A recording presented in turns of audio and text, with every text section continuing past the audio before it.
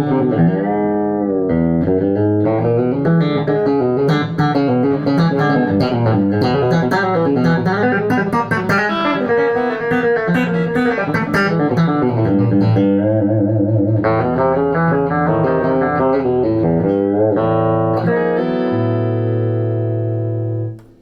cats, I'm back after quite a while not putting any videos on YouTube, but I had a request to do a lesson on how I approach playing fast, doing double time kind of stuff, so I thought I'd do a quick video on that stuff. When I'm going to play fast licks or double time licks, there's a lot of preparation that goes into that kind of stuff so that you can just bust them out in the moment. And the preparation is such that I think of my fingers as being almost like dancers that have to learn a routine, have to learn the choreography of a piece. I can't expect these dancers to just do a perfect, impressive performance of a dance if they don't know the steps very well. And the guitar is similar to that. A lot of the time, people are playing lines and they're not really across what their fingers actually have to do. The best way to practice this is to just play something with your left hand. And if you stumble, or if your fingers kind of go to the wrong fret, then it's clear you just don't know it very well. Even if you do know it, what you'll probably find is that your fingers are going to arrive either a fraction before they should, or a fraction after they should. And the right hand doesn't stick around, it just plucks the string and it goes to the next one. So you end up with a splat, or a dead note, or a buzz, and the flow of the line is gone, and tension will start to accumulate. The thing that great musicians and also athletes have in common is their tension management, essentially. You need a certain amount of tension to just hold the guitar and hold the pick, but you don't want that tension to accrue. It's not good. It will ultimately impede how fast you can play, and it'll affect your tone and phrasing and all the other things. It's just not cool. So if we look at a simple kind of country lick, let's say for example this, in the key of A, like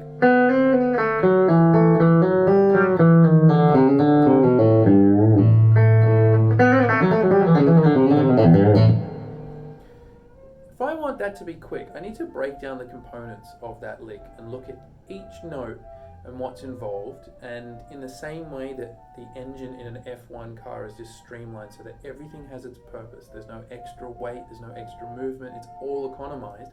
I have to do the same thing with my fingers.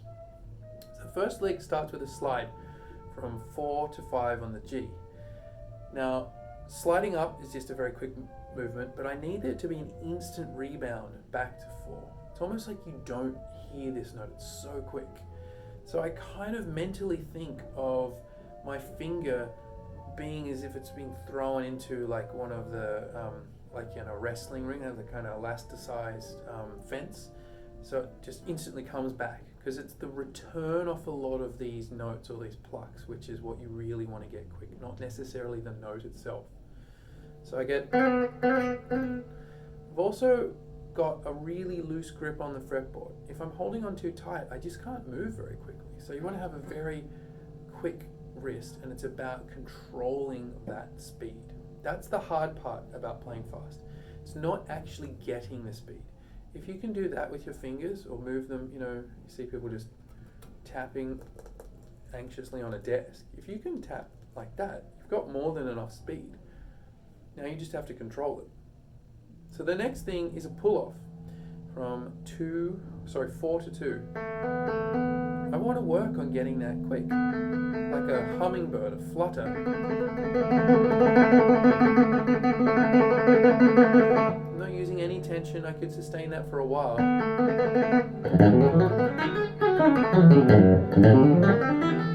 Going across strings, doing exercises like that are really good things, and you want to do that with all finger combinations.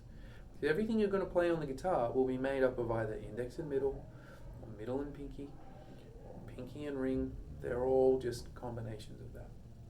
So I work on that. And play light.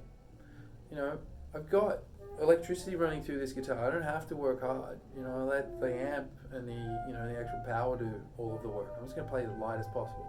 Slightly different on an acoustic guitar if you're doing like bluegrass stuff, but still, the faster you play, there's usually a trade-off. More speed, you become a little bit softer and you play a little bit lighter. Forgive the flutes next door. Then we have a pull off, same kind of pull off on the D string now. So you can practice doing that.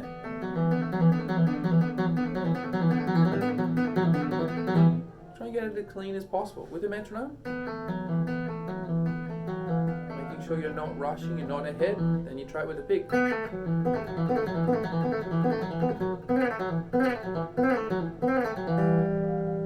You can do the same thing with this hand. I've got a video on my chicken picking technique where I cover a lot of these exercises, but just making sure that you've got that quick sort of rebound from like a down pluck to your middle or your ring finger, so you can get.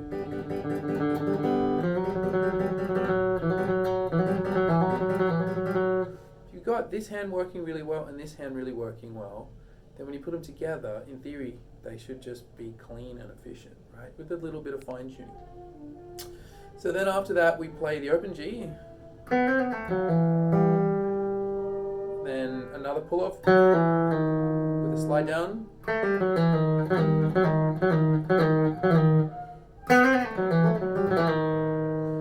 I go 3rd fret on the A string, open D, and slide back. And a lot of that stuff, I want to work on that slide. I want to get my 2-1 hammer-ons and pull-offs really quick, and then you just build all of that stuff up. Just want to also quick shout out to Valley Classics for building me this beautiful custom Esquire. Thing's a weapon. It's a real treat to play. But you can just go through and do it with any of your licks. You just gradually build up the speed through being relaxed, working with the metronome, making sure that each finger really knows what it's doing, and then when you're playing those songs, it could be it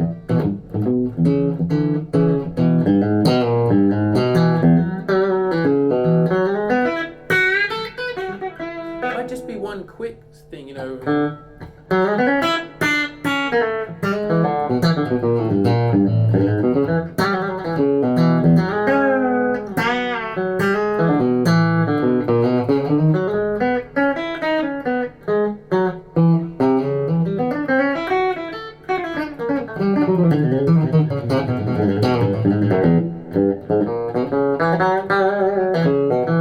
it might actually be, a proper tune, like which you hear. Anyone who's played in the Don Kelly band, they always do a song called "Walking the Dog."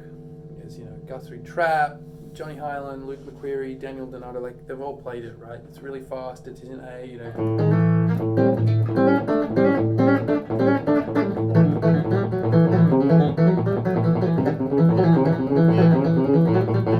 that kind of sort of tempo. What you'll often find is the licks that they play at that tempo tend to be simpler than what they might play in working man blues, because they just got less time to get to the notes. So there'll be a lot of things like Johnny Hyland will do this, and he will repeat it a few times, Luke McQuarrie will go like, and he'll move down the neck, like that.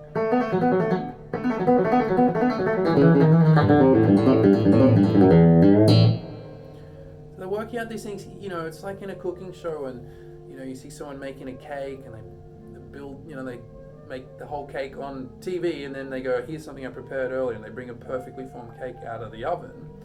These guys have worked on those licks. That would just be a pre-learned lick, so they know that you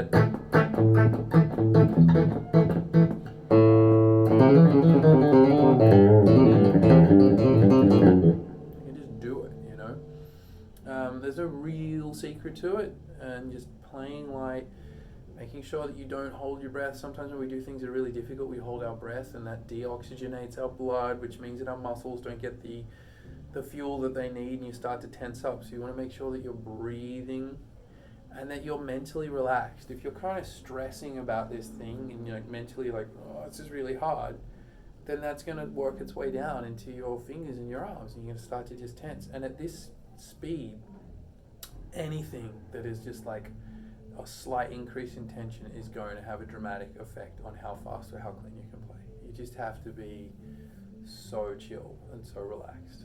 So sometimes you'll find that thinking in, say, 4-bar phrases is a good way of just keeping that kind of that inner calm. If you've got a really fast tempo, counting each bar is just too frantic. 1, 2, 3, 4, 2, 2, 3, 4, 3, 2. Even every second bar might be too frantic. So you might just want to think in 4-bar phrases.